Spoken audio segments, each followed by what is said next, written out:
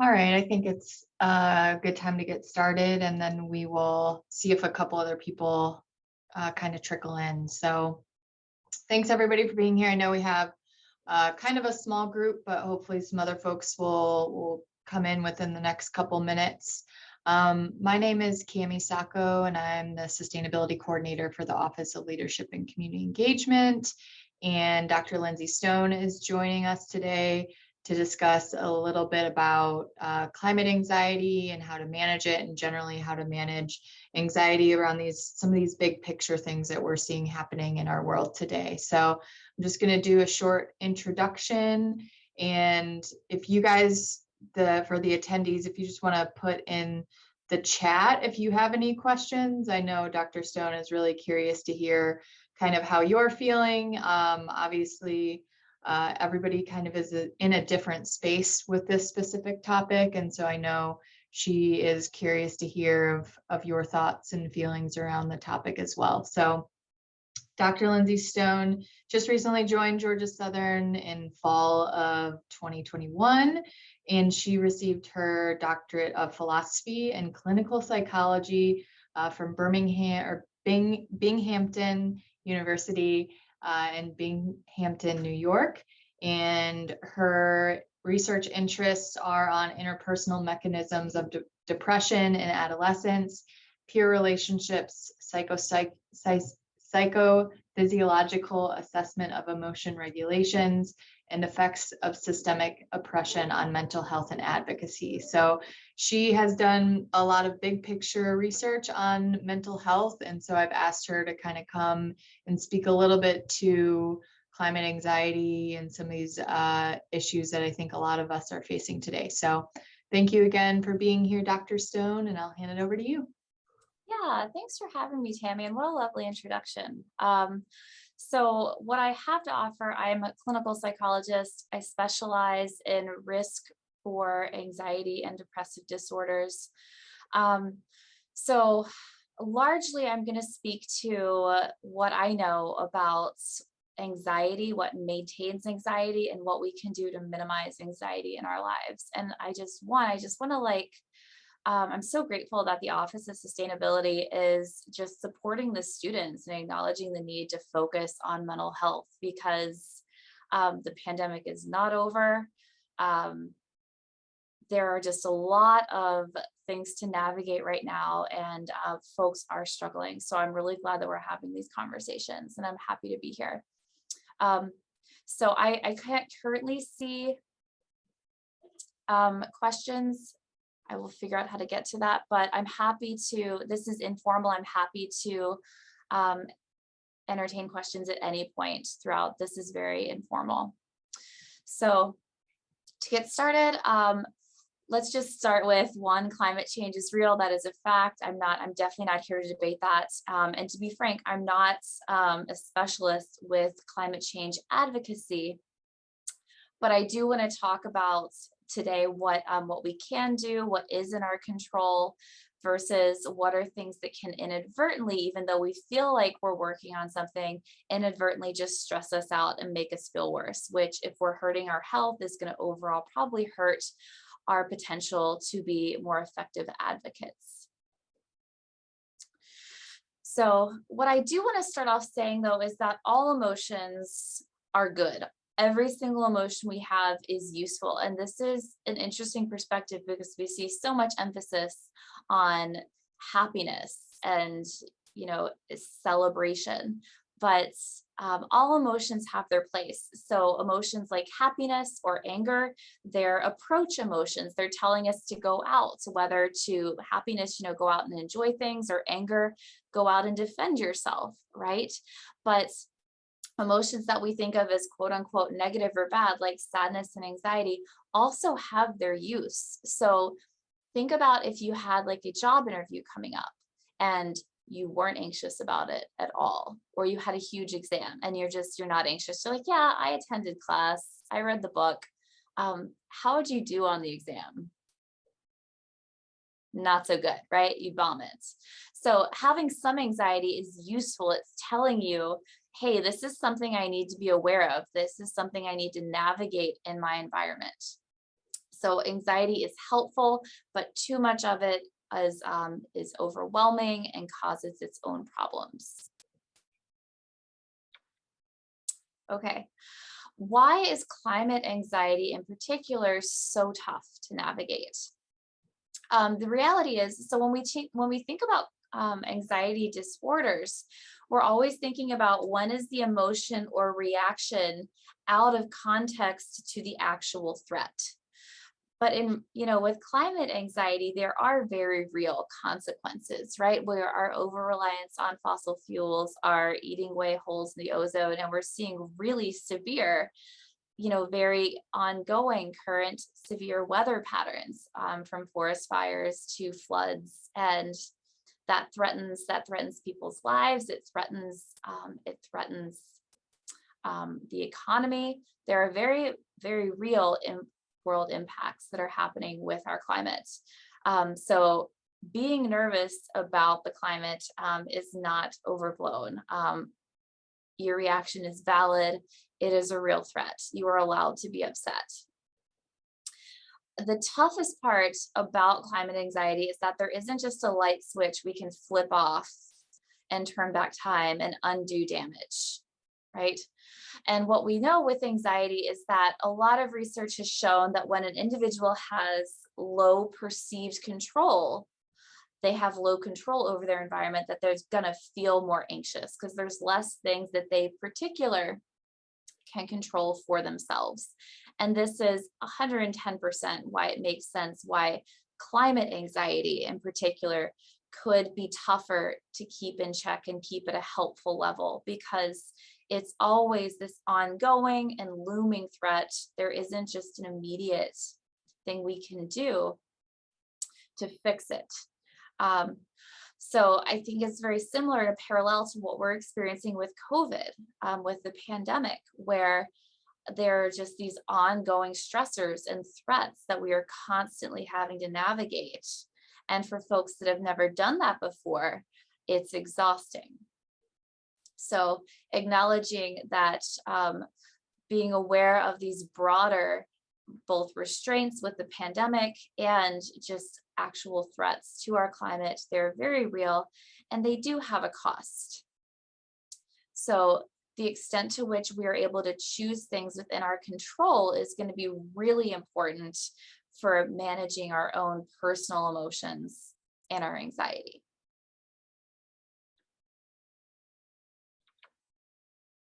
Okay, so in terms of climate anxiety in particular, let's focus on control. So I would have you be very mindful of what are the things you can actually achieve a given day or a given week or a given month, and be concrete. So what are the things that you can do on a day-to-day basis? What are the little things like recycling, like reducing how much you rely on cars for transportation? Or if you're a vegetarian, right, you're reducing how much meat you're eating, which also reduces methane gas, right? So there's lots of little things you can do on a day-to-day basis that has an impact. But I know it's also really hard to feel like you can see these changes and making a difference. So perhaps it's also useful to balance that with what are the long-term strategies? What are the political goals that you want to see change with? So whether it's passing changes within Georgia Southern, or reaching out to state and federal candidates for the Green New Deal, I encourage you to keep in mind what are those goals, what are the long-term plans, and having very concrete goals so that you can know if you're meeting your goals towards this value of advocating for climate change. So why am I focusing so much on actions? Because one way to think about our emotions is that they're very much linked to how we're living our life. So all of us, our identity is largely based on who we see ourselves and who we think of ourselves. And we never change, right? So who you are in middle school aligns with, but there's no complete overlap with who you are now. And so you're going to continue to evolve across your lifespan. And your identity, or who you are and who you want to become, is made up of your values. And when you are experiencing distress, whether it's anxiety, whether it's depression, whether it's anger, typically this means these values are out of whack. You've been living in a way that's inconsistent with your values. And I think this is a really good time this semester to have this conversation because it's mid-semester. Folks are exhausted, they're surviving midterms, and during midterm week, folks spend 110% of their time cramming, studying, neglecting their health, neglecting their friends, neglecting healthy sleep. And so it makes sense why they're so distraught and upset because they've missed out on all the other meaningful things in their life when you just have this tunnel vision of focusing on academics. And academics are absolutely important. That's why we're here, right? But it's not the only thing that's important. So if we're going to find a balance where we're meeting our emotional needs, we first have to identify what our values are. And there's no judgment on values. People can have different values. Some folks might care a lot about fame or fortune. Other folks might much more prioritize being a really good friend or being a really good daughter or doing community volunteer work. Or with this group, I assume that activism is some part of your value system. So the first thing you need to do is be really thoughtful about what defines you as a person. What are the things that are really important to you in your life? And values are incredible. This is telling you what direction you want to head in. So who you are constantly becoming. So life is a journey. You never actually arrive, right? You always have to get up the next day. So let's say my value is being a good friend. If I call my friends this week and check in with them and then don't call them for another 4 months, am I still a good friend? Right? So having the value takes ongoing effort and working towards it. You never actually meet the value. You're constantly working toward it as you evolve as a person. So here's where our values are kind of like a compass. They're giving us a sense of direction, who we are, what we want to care about and prioritize. And when your values are out of whack, this is typically when you're feeling a lot of anxiety or distress. So the first thing I would have you do if you're starting to feel anxious, where are those values and how are you spending your time? If your time is overemphasizing a value that's kind of lower on your hierarchy, that makes sense because other values are getting shoved under the rug. So you have to match values with active living. So here's where you have to have concrete goals of how you're going to attain your values. And you don't have to have concrete goals. I'm a behavioral psychologist, so I'll literally write down what do I want to accomplish each week, including the little stuff. If I vacuum, you better believe I'm going to mark that off the list or highlight it or do the dishes, because it's the little stuff that adds up that then feels overwhelming. Right?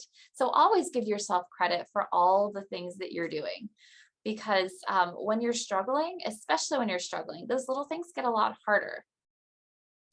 So, but I would be very concrete about what you want to accomplish, especially with a value like advocating for conserving the environment and working to reduce the effects of climate change, because this is this ongoing threat. It's not going to dissipate or just disappear anytime soon.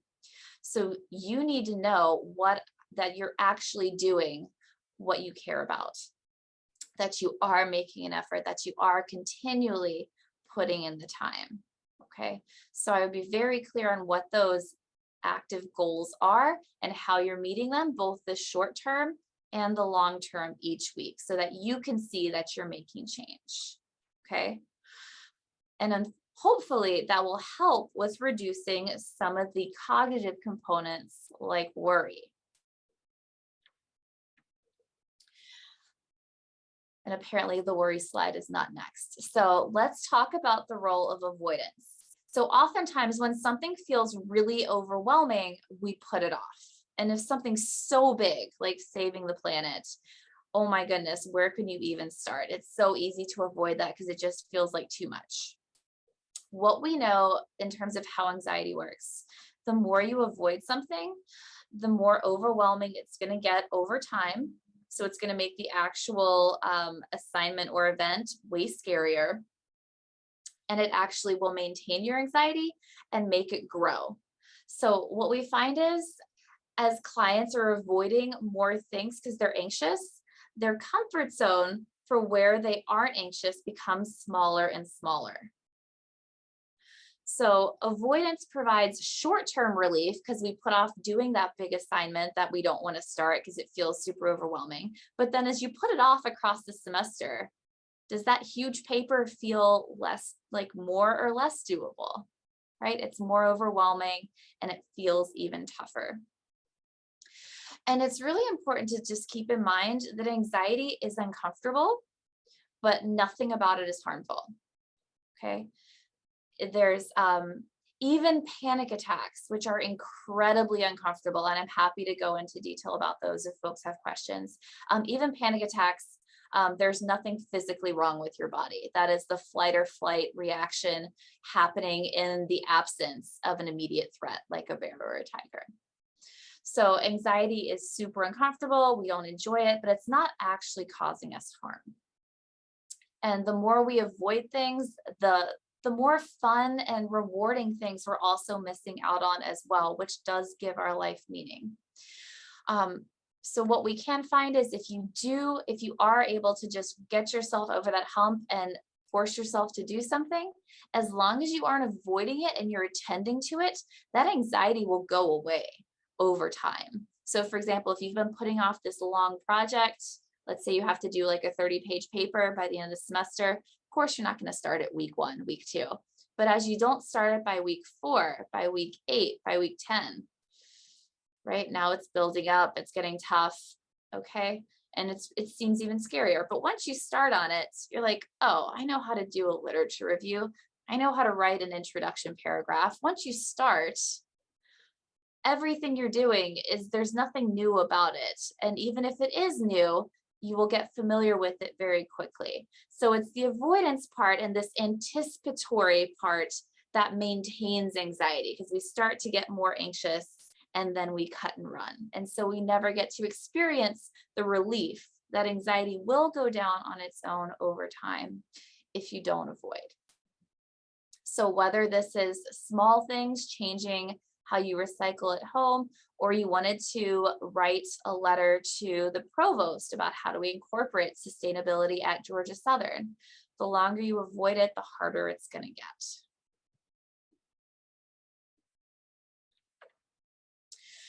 And so here's where I just encourage you, instead of seeing anxiety or any other form of distress, even physical pain, instead of seeing this as a blockade that prevents you from doing things, keep in mind that, life isn't always comfortable.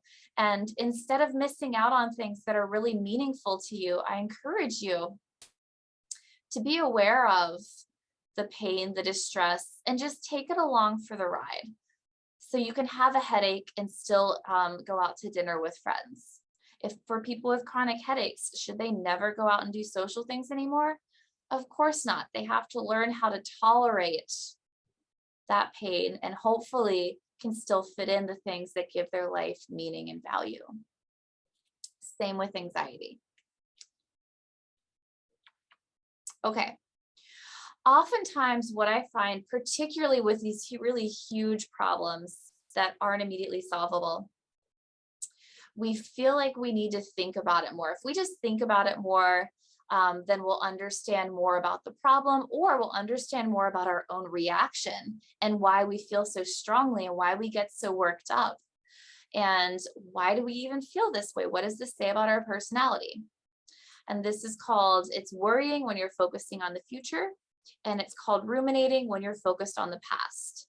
And both these tendencies, we feel like we're problem solving, we feel like we're working on it, that this is useful. But in reality, this is a great way to amplify your negative mood, whether it's anxiety or depression or sadness, and maintain it over time. So it's actually going to make you feel worse. So hence the mantra, if there is a problem, can you do something about it? Okay, yes, identify what you're physically going to do, be very concrete so you know if you're meeting your plan. and make a plan of action for how you're going to accomplish it. The things that you can't do about, you have to be very clear on what is in your control and what is not in your control, and pick your battles. And we could talk about techniques after the talk for how to navigate worry. But in general, you want to catch yourself when you're worrying, and don't beat yourself up for it. We all do it. And then move on to something else, whether distract with something fun or get a bit of work done and get, that always feels good when you get that much more off your plate. Okay. So anxiety tends to be very future focused. We're worried about, constantly worried about all the things that are going wrong and what all these potential obstacles in the future. How are we going to navigate it? And the really sad part is that we can miss out on the present.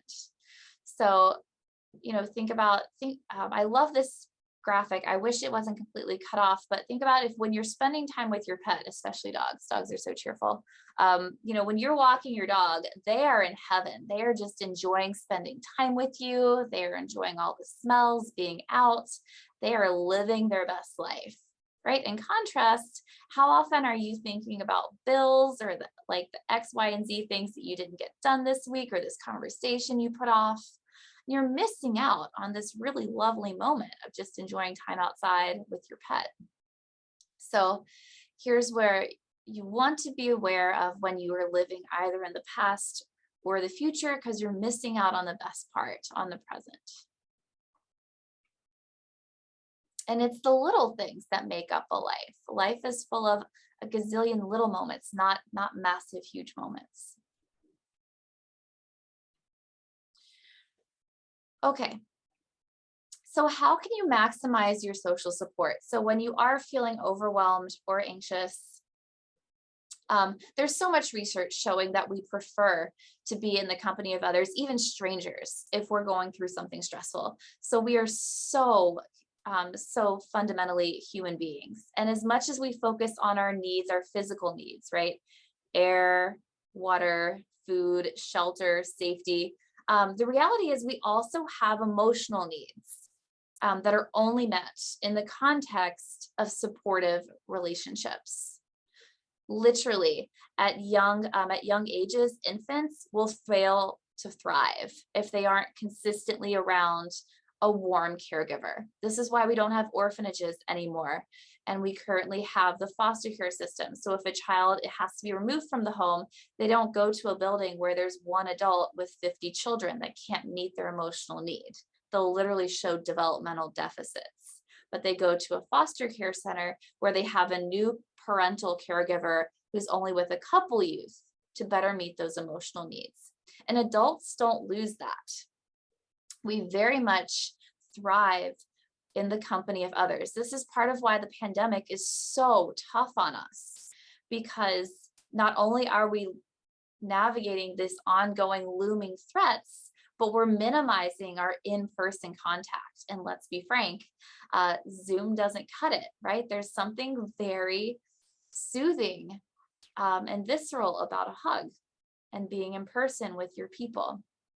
So when you are distressed, our tendency, whether you're sad or anxious, our typical tendency is to withdrawal, avoid, right? You don't want to be the quote unquote Debbie Downer. You don't want to poison your friends with your bad mood, or you just are exhausted and you don't have the energy for it. So we avoid and stay home. Okay, that's the worst thing you can do. And here's where, when I'm working with clients, I have them turn it into an experiment. All right, you already know where your mood's at, so you know where your mood would go for the rest of the night. What would happen if you went out with friends, even if you couldn't do an indoors event? Let's test it out and see how it affects your mood. Does it make your mood better? And 9 times out of 10, it's a massive improvement. So just keep in mind, anxiety and depression can be very insidious and tell you to avoid things that actually would make you feel better. And you want to be crafty about differentiating what are the thoughts that are useful versus when is that the depression or anxiety talking. Okay, so always be aware of socially withdrawing, because companionship is so important. And if you are really overwhelmed and there is a very specific problem of how to navigate, definitely talk to your friends about what's on your mind. It's good to get both their insight on how to problem solve it, but also to get that emotional validation. Co-rumination is what you want to avoid. And here's where friends, particularly women, tend to spend a lot of their relationship focused around very intimate but negative forms of self-disclosure, where they focus on how stressed out they are, or how anxious or upset, why they overreacted to past problems, reliving past events, all the possible consequences. And so they spend all their time supporting each other, but it's very negatively focused. This is a social version of ruminating and worrying. And this is also going to increase your risk for anxiety and depression and maintain it over time. So if there is something really overwhelming, or you do want to get just some support with it, do reach out to your friends, get that support, have a venting session, but keep it to be aware of it. Keep it to 10 minutes. Don't let it color the whole evening. When you get depressed or anxious, don't let that shift what your relationship becomes. Whatever other activities that maintain your relationship, whether it's playing video games, going fishing, going shopping, seeing movies, whatever, don't drop those things. Even if your friend is really anxious or really depressed, focusing on their mood is actually not helpful for them. It's actually hurtful over time, and it actually increases your risk of developing anxiety and depression too. So it's not helpful and can actually be hurtful. So you want to find that balance of getting emotional support without co-ruminating. Other ways to maximize the utility of your social networks. When someone comes to you and they're stressed out, you want to be aware of minimizing. So anything that puts just a positive spin on something, oh yeah, everything will be okay, or you should just get over that, it's not a big deal. Anything that makes something seem better than it is called toxic positivity. And I definitely got that wording backwards. Whoops. So it should say toxic positivity, not positive toxicity. That's a really cool word though. I'm gonna give myself credit for that. So here's where recognize if it is happening to you, you are allowed to be upset. Your emotions are valid. Find people who do not blame you or judge you for being upset. All emotions are valid.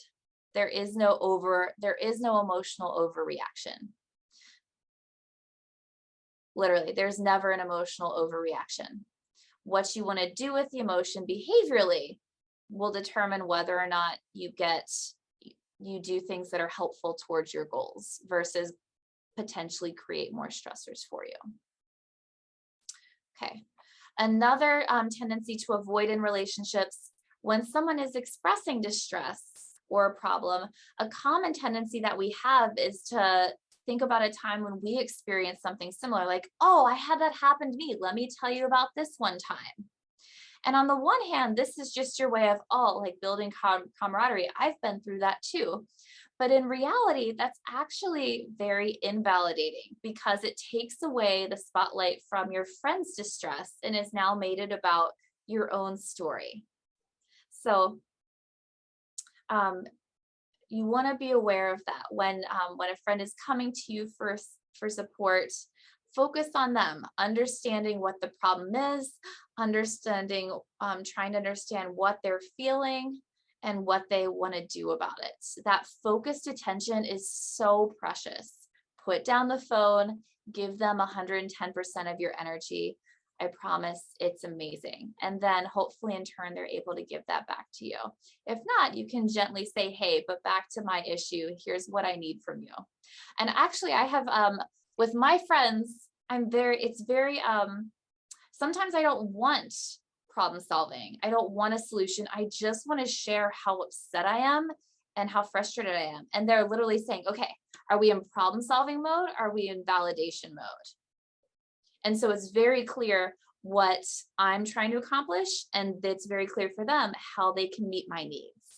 And I do that with them as well. So we go into conversations with we sometimes just meet with different understandings of what the other person wants. It's okay to ask, what are we doing here?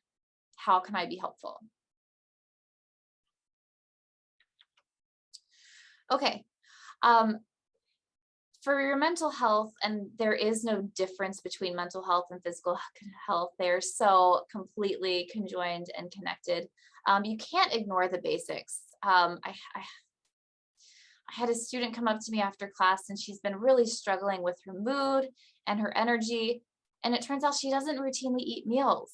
And I can't overemphasize this. You cannot neglect your body and expect to get just as much done. And here's where they say, yes, but I don't think you appreciate just how overworked I am and how many things I have on my plate. I hear you. Okay. But here's why I'm going to justify this. If you take care of your physical health, if you are eating enough and sleeping enough, are you going to have more energy or less energy? More. Okay. So when you have more energy, are you able to concentrate better, or are you more scatterbrained all over the place? Oh, when you aren't sleep deprived, you actually have more energy, and thus you're able to concentrate more. Okay, so if you're able to concentrate more, are you going to be working more effectively or less effectively? Oh, you're actually going to work more effectively and get more done. So it's really easy to lose the forest for the trees, but you should always make sure you're taking time to eat and to make sure you're getting time for sleep, because without those things, your body is going to suffer, and in turn, your emotional, physical, mental health will suffer. Okay. So I'm going to focus on sleep because we tend to minimize the importance of sleep, but lots of studies show that literally just not getting enough sleep is a strong enough risk factor to onset for an anxiety or a mood disorder. So you have to get sleep under control. And I mean, adults struggle with this, but I feel like college is a really challenging time to navigate, because there's always more things that you have to do, right? There's always more homework you could be doing. There's so many fun, cool social things you could be doing. So it's tough to prioritize. So let me make some suggestions that I hope you'll consider. You need a minimum 7 hours if you are a young adult. Ideally, men tend to need around 7 to 8 hours. Women tend to need 8 to 9 hours. So it differs. If your mind is racing, if you've been working a zillion tasks and then you jump into bed, guess what? Your mind's not just going to shut off. So you got to cut off work early. So here's where plan to work earlier and then stop and reward yourself by some downtime where you unwind for that last hour. I heavily encourage you to stay off the computer, stay off your cell phone. Why? Because the light that you get from those devices actually prevents melatonin production in your body. And melatonin is what makes you sleepy. So the longer you're on your cell phones, it's actually messing up your circadian rhythms. So put the phone down. You want your room, and especially your bed, to be an inviting, positive place that you have warm, comfortable associations with, not a place of stress. So do not work on your bed. You do not want to have that association on your bed. The only things that should happen on your bed are sleep and sex. That's it. The room itself should be optimal for sleep. So the room should be quiet. You shouldn't have to be distracting. And if you have a loud roommate, right, you can get earplugs. I know they're not everybody's favorite, but they can be very effective. You want the temperature to be good. There's lots of research showing that not having the room too hot is a lot better for your body, and regulating temperature is really basic and able to be just falling asleep. And finally, make time for the little things during the day. You want your bed to be clean and inviting and warm. If you go to bed and you haven't done your sheets in a month, and then you're like kicking yourself about why you haven't done chores, that's not good. Okay.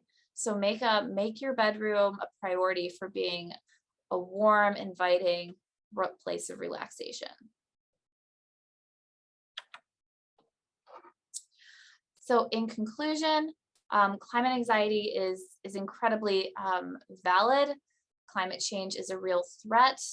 I encourage you to embrace that anxiety, to find goals that help you work towards your value of being an activist, both short-term and long-term goals.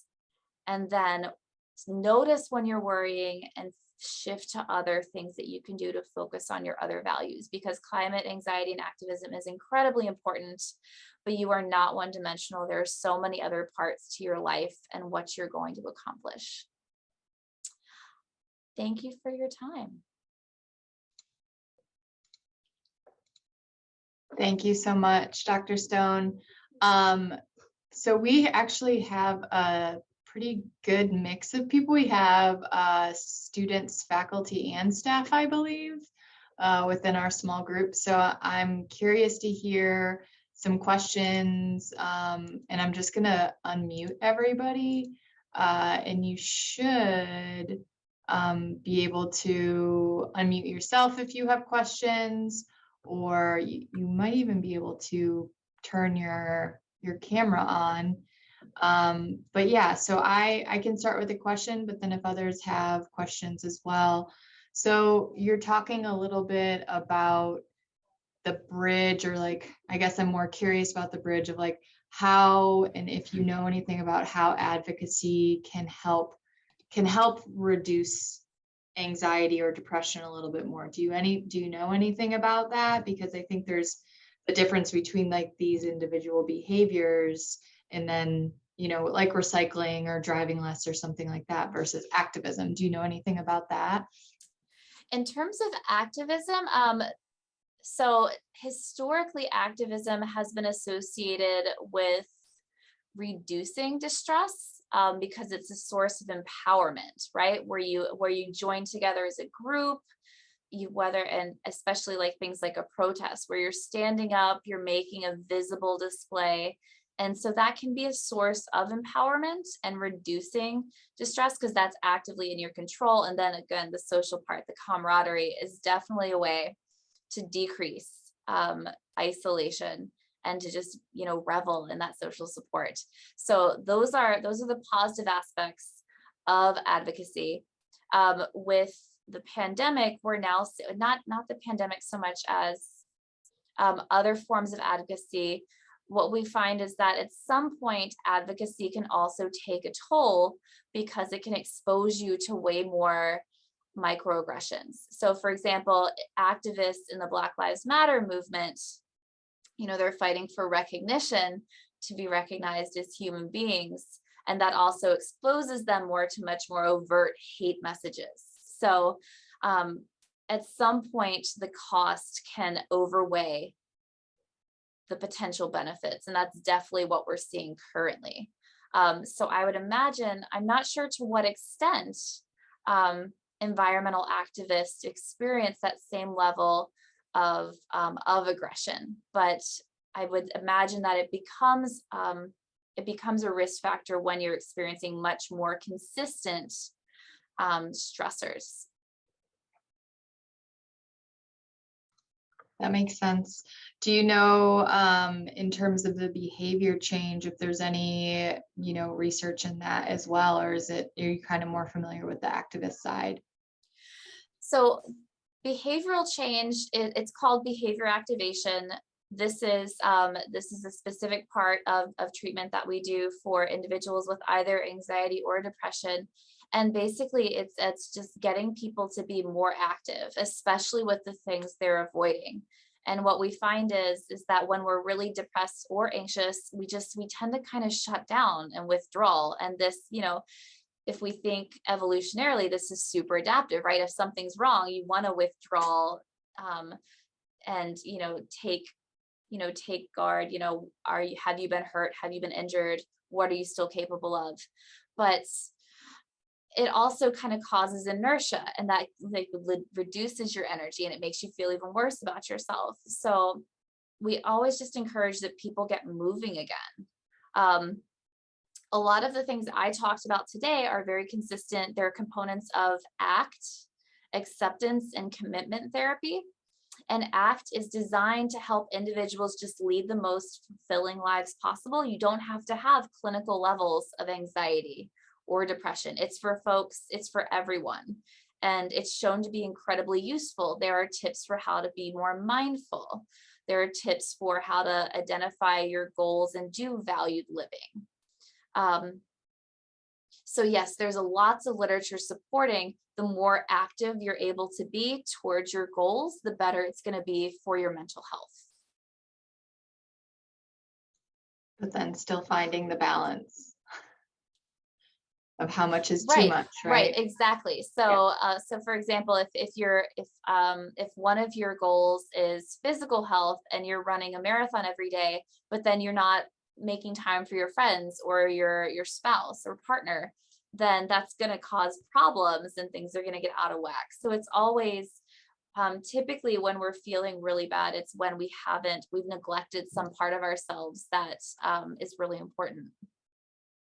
Do you think maybe what's your advice for finding balance between all of those things? I think that's an active thing that a lot of us try to do is seek balance, but how do you find that? Thank you, David.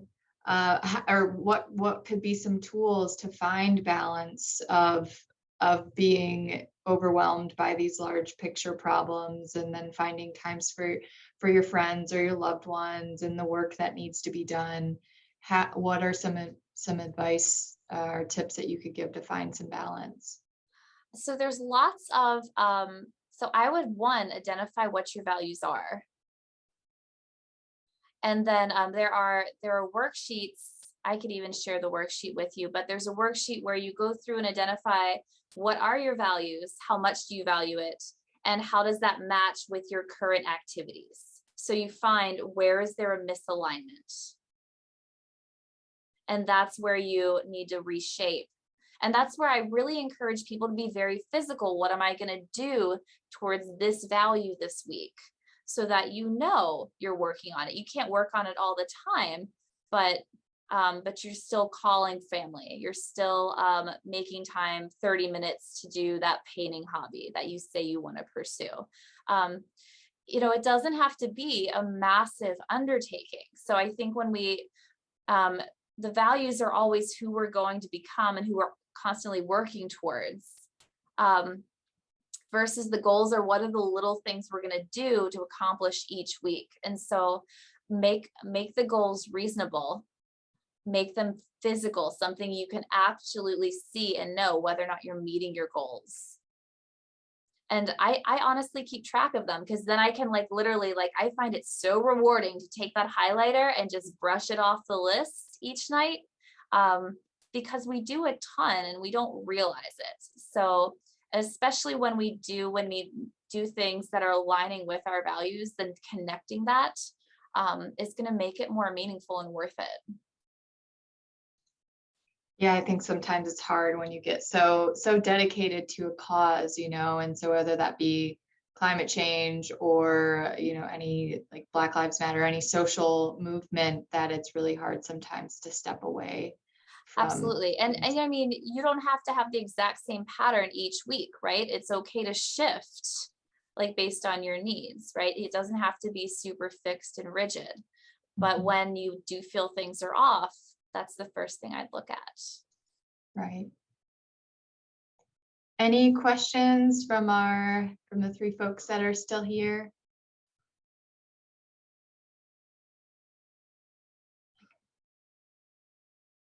I don't have any questions, but thank you so much. Oh, you're absolutely welcome. It was delightful to be invited. Yeah, and we'll put this up on the website too, so we'll have a recording of it as well. So any last minute things? Okay. I mean, I think students are rock stars for even doing college right now during a pandemic. So you guys are living during unprecedented times and expected to do the same things. So seriously, if you're struggling, it means you're human and things are really difficult. And this goes for faculty and staff as well, because they haven't changed what the demands are on us either. So um, just be aware of that we tend to be our own worst critic, and try to just be kind to yourself.